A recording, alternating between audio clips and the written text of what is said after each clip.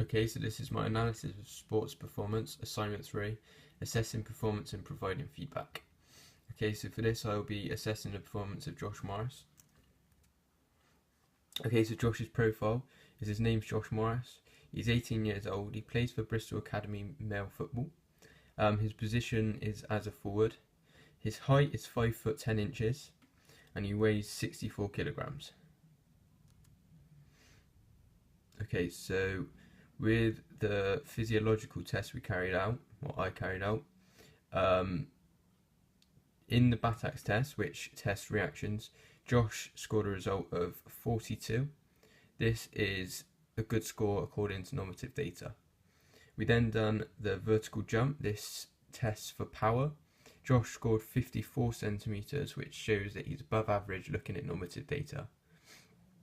The 1 minute sit-up test, this is testing core strength, and Josh achieved a score of 33.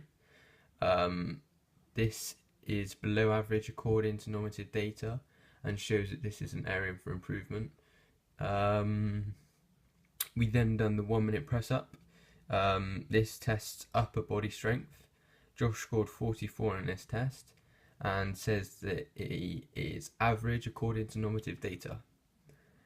The sit and reach test, this tests flexibility.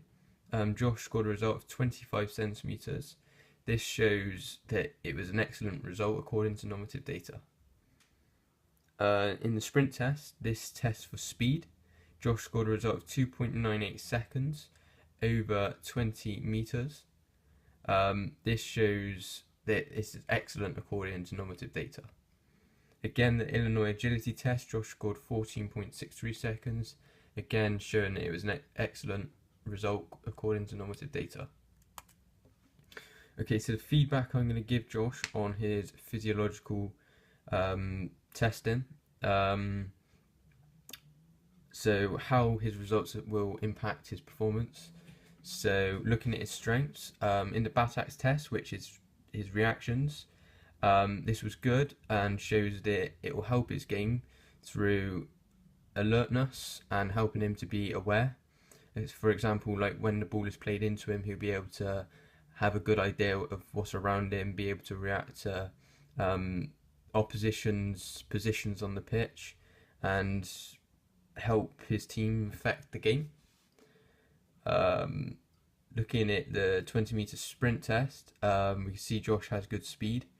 This is going to help him in his game at beating his man in one-on-ones. It's going to help dangerous attacks, for example, counter-attacks.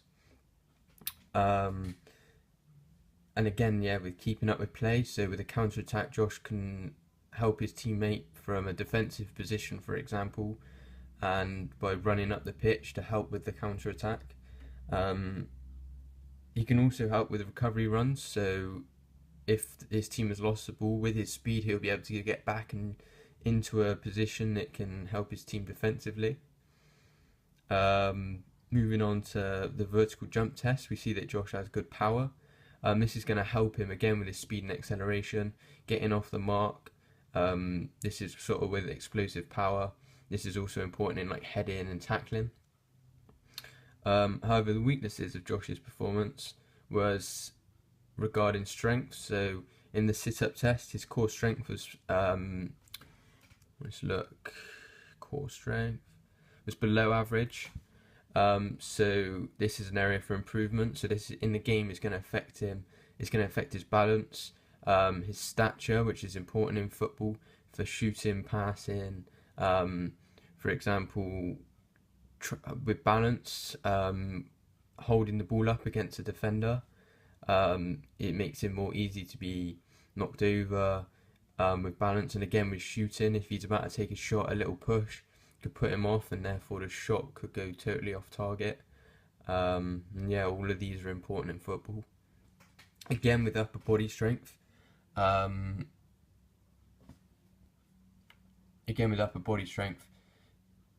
he this was a poor result. What do you get? An average score. And again, showing that this is an area for improvement. Again, he's likely to get pushed off the ball, weak in one-on-ones, This is going to hold him back moving into men's football, as it's a very physical game and upper body strength is important. Now I'll move on to how Josh can improve his weaknesses. So I've said for core strength, he should perform regular exercises such as sit-ups, Russian twist and planks. He should perform these exercises every day for a month and alongside a few rest days. This will allow him to benefit greatly from the opposites, like the balance, stature, and like helping him to hold the ball up in the game. As core strength is so important in football. An improvement to the upper body strength, so again using weights to perform exercises such as curls, chest press, pull-ups and shoulder exercises will help him progress into men's football by building up his upper body strength. Moving on to the relations and the comparisons. So with relations, so we've got the weaknesses of core strength and upper body strength. These are closely linked and are in the general picture of strength. Shows that Josh is weak in this area. This is going to hold him back, like I said, moving into men's football. As strength is such an important part of football. If you look, a lot of professional teams have strong backroom staff who focus on strength and conditioning, mainly because this is what's going to help players become better. If we look at the example of like Ronaldo, for example, people say that he was an average player at Man United, but the work he put in to become stronger and fitter than anyone else has helped him to become one of the world's best players. We can also see the link between power and speed. So these are linked, and they're greatly beneficial to Josh's sport of football, as it will help acceleration, so Josh can get away from his marker quicker, he can get more powerful shots on goal, and therefore having a greater chance of scoring, as long as the shot is on target. When we look at the comparison, so we look at the normative data. In the area of your strengths, you have done very well, so for the reaction, speed and power. And when we look at, like I said, the other players, like Ronaldo, who have good core strength and upper body strength, it can really help you progress in your sport. So moving on to psychological. So the test we carried out here was the athletic coping skills test, competitive state anxiety test, mental skills in sport test, and sport anxiety scale. Starting with athletic coping skills, this is looking at your self-coping management, and for this you scored a result of 5. Looking at normative data, this is a mid result, showing that you're not weak in this area, but you're not strong. It shows that that your self-coping could be improved. Looking at your competitive state anxiety, you again scored a 5 in this result, in this test. This is looking at your competitive state of anxiety, so before a game, how anxious you get, and maybe even during. This again shows a mid-range result, showing you're not, you don't buckle under anxiety pressure, but you don't thrive from it. This is good, I suppose, in your sport, as it is good to have a bit of anxiety of more before a game, as a lot of the best players do. Looking at mental skills in sport, this is testing your mentality. Your result was 92 in this test. Looking at normative data, this is very high, and this is a good result. It shows that you're mentally tough and will help you in the world of sport. Looking at the test of sport and anxiety scale, this is just looking at anxiety as a whole, and this was quite low in this test, 4.14. Moving on to your feedback. So looking at your strengths, this was your mentality, so your mental toughness. This is going to help you in your game. through resilience. So if you lose the ball, you're going to go and back and try and win it back. If things aren't going right, you're going to keep going through them, say like your passes, or if your shooting is not, if you've had 8 shots and 4 are off target, 4 are on target, none have gone in, you're going to keep going until you score that goal. It also shows that you're unfazed. So for example, in a professional game, a lot of players can be influenced by the crowd. Big games mean that you'll embrace the atmosphere and it can help your performance. Your mentality makes you more like a leader and shows that you'll be a good captain. The weaknesses, however, was your anxiety. So the competitive state test and the sport anxiety test. So this shows that you're more likely to back out of games. For example, if things aren't going well, you could, such as tackles, if you're being man marked and you feel like you can't beat this man, you're likely to back out of the game. You can become uninvolved in the game. Determination and your work rate could be affected, and generally it will just affect your performance in a negative way. How you can improve on your weaknesses. So looking at the anxiety, you could see a sports psychiatrist who can help you overcome these issues such as anxiety. This can help boost your confidence and help reduce the effect anxiety has on your performance. You could also more simply visualize the night before a game. So think about the kit you're going to be wearing the next day, things you're going to be doing well, such as getting your first pass away, first tackle, getting a shot on goal, beating your man. Things like this can help you in the game. Visualizing helps a lot of professional players, and they do talk about this, such as like Wayne Rooney. He talks about this in interviews sometimes. He says how he visualizes. He'll go and ask the kit man what kit they're wearing, and it can help him the day after when he's playing. Looking at the profile relations and the comparisons we can make.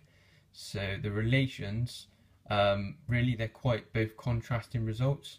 On one hand, the tests are saying you're mentally strong in the way of being resilient, embracing nervous situations, yet we see your weakness is in the area of anxiety, showing that you're being held back in your ability to progress in the game due to your worry and hiding in a sense of during difficult games. When we look at comparison, we don't really see many professionals with high levels of anxiety, as it is a sport where you must be confident.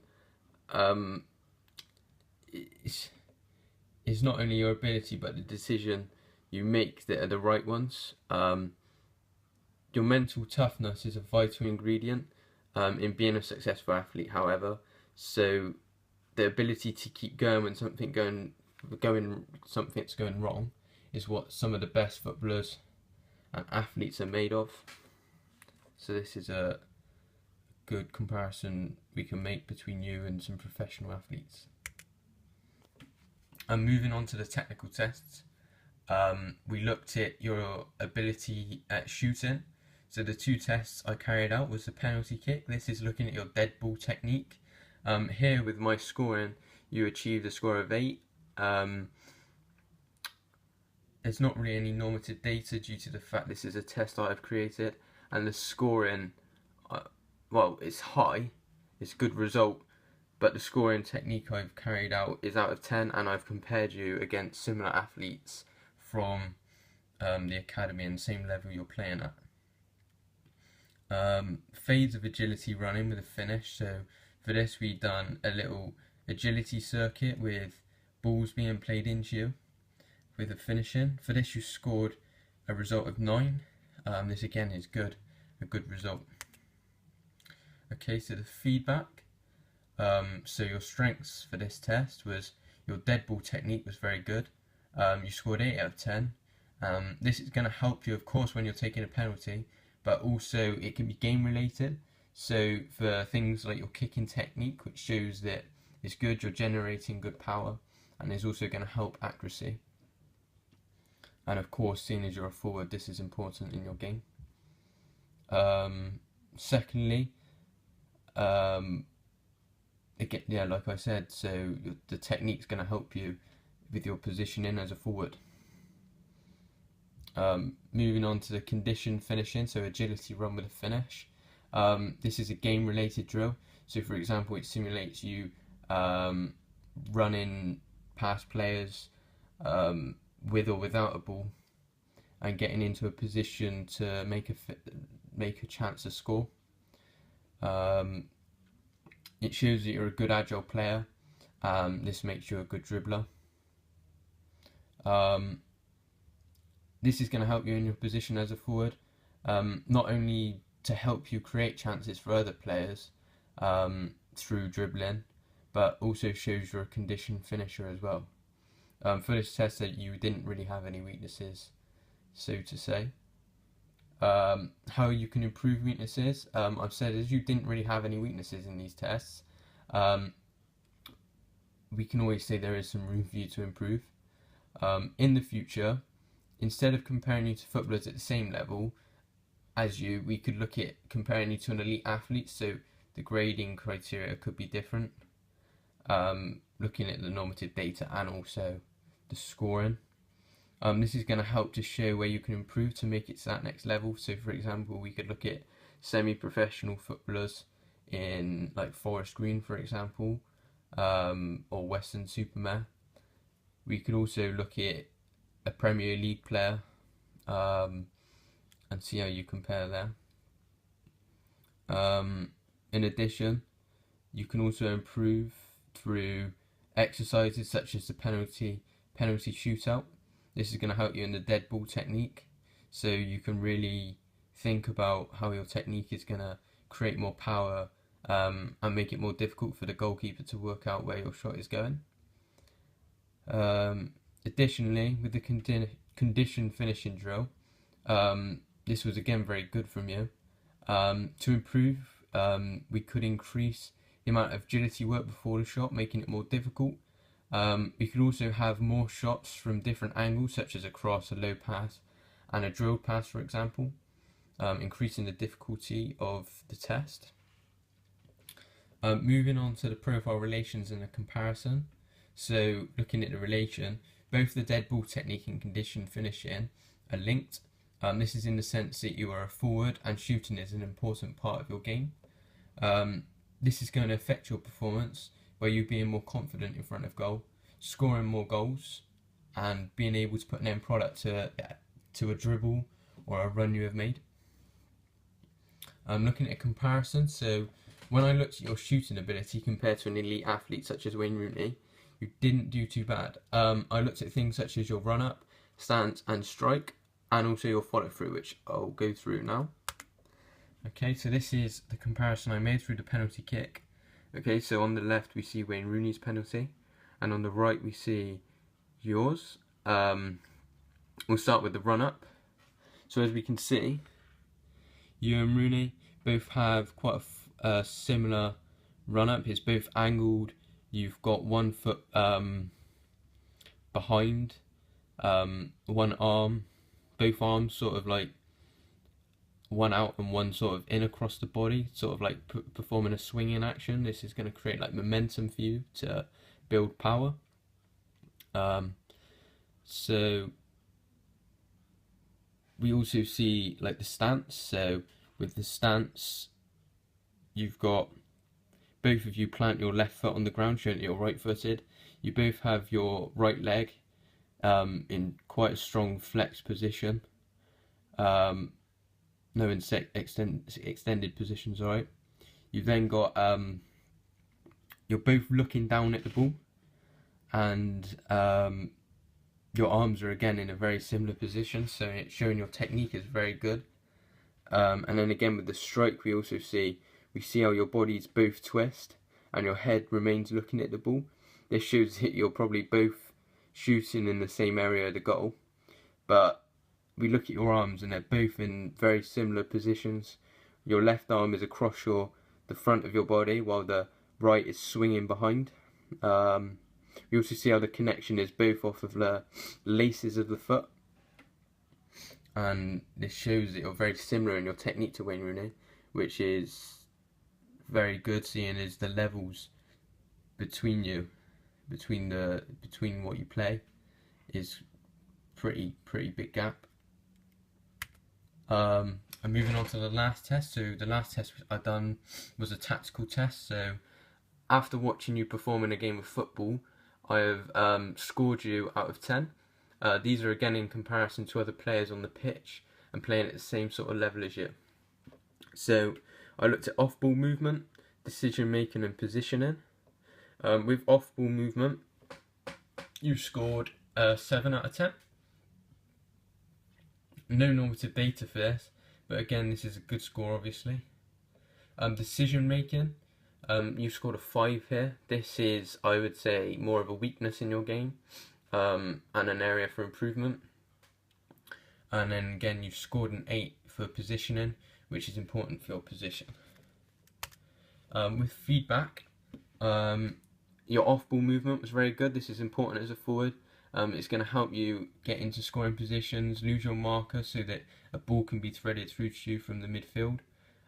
This is going to help you to get in goal scoring opportunities and potentially score goals. Again, another strength was your positioning. So again, this is important as a forward. It's going to help you get into space to receive the ball. It's also going to help drag defenders out in order to let your other teammates into positions that can affect the game more than you could. And again, it's going to create opportunities for you or your teammates to score. However, the weaknesses of your game, this was decision making.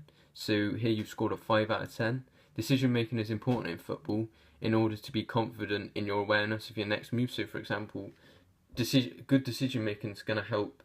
If you receive the ball, you're going to know what to do with it before you even receive it. So if you've looked at the space you're in, you've received the ball, and you know that you're either going to pull off a shot, turn, or play out wide and get back into the box. The quicker you do this, the better player you're going to become, due to the fact the speed of the game increases at the higher level, and the quicker you can do this, obviously you can play at a higher level. Yeah, so like I said, if you're indecisive, you can lose the ball, and then the opposition can counter-attack. This is going to make you look like a poor player. So by working on your decision making is going to benefit you greatly. How you can improve on this, match experience. Okay, so as I was saying, decision making. So match experience here is going to be vital for you in improving this. This is because the more decisions, the more game time you play, the more decisions you're going to have to make. So you'll get used to the right and wrong decisions to make in certain situations. So you'll know what to do. If you have a marker on your back, you obviously will know not to turn. You'll know whether to go back. You'll be more used to different situations and how to deal with them in the game. This will make you more confident, and of course this is going to help you pull off what you want to do. And it's going to be more likely to happen due to the increasing confidence. Again, we can also improve this in like the training phases of play. So in training, doing phases of play, this is like game related, but in a training situation. This is going to help with decision making. It's going to allow the coaches to stop the game at certain situations and coach you in what you could have done differently. And like I said, generally this will come with experience and of course confidence. Profile, relations and comparison. So looking at relations, so off-ball movement and positioning are closely linked. This is important as a combination of these two allows you to get into a position you need to, and then the movement provides the space for you to get the ball. So that, for example, as a forward, you can drag your man away from you. It's like called check in, check out. You drag your man away from you, you create the space, and then move into the space to receive the ball. This is one of the most basic forms of these two combinations. Looking at comparison, so overall is important for forward players. The world's best do this. For example, Ronaldo, combine off-ball movement, positioning. Messi, the whole team of Barcelona do this very well, off-ball movement and positioning. We can also use the example of Fernando Torres back in his prime. He was very good at losing his marker and getting himself into spaces. You would typically go out wide and then create the space in the middle to run back into. This would confuse the defensive line as the fullback would be marking Torres, and then as Liverpool would counter, he would move into the centre of the field, causing confusion between the centre backs and fullbacks.